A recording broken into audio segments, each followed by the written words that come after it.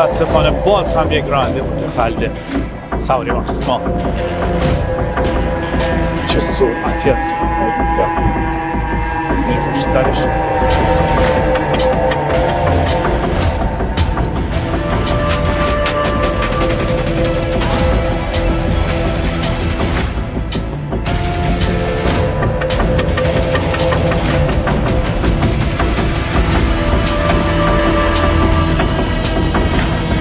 سواری ماکسیما، حرکت مارپیچ، سرعت غیر مجاز، آزاد راه به هم بوده، خودخواهانه، بدون توجه به بقیه.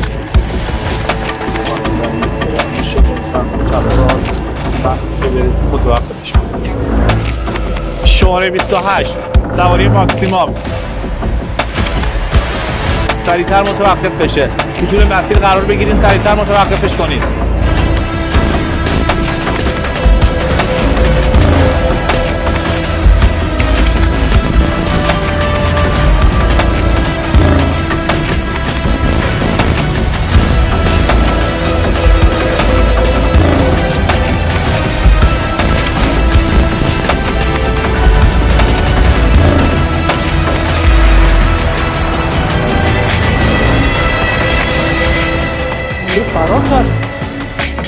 شماره 28 مجددا طول مسیر قرار بگیرید. به دستور رئیس شما هم توجه نکرد ظاهرا. سریعتر طول مسیر قرار بگیرید.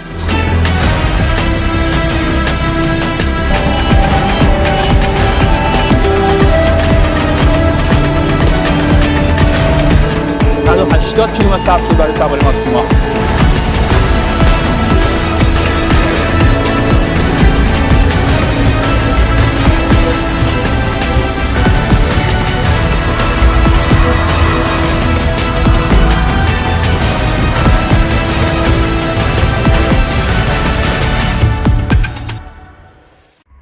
کار داشتیم میکنیم تو این جاده که این آقا اینجوری ایستاده معترض، سن و سالشون بالا، نگران که یه اتفاقی افتاده. ببین چی کار کردید؟ آقا تشکر میکنید ماشین گرفت. خواهش میکنم. بله اصلا به شدت آزاد راه ریخته بود با هم. بله آزار اذیت شد. بله مثلا خانم یه لحظه نگاه این چه خبره؟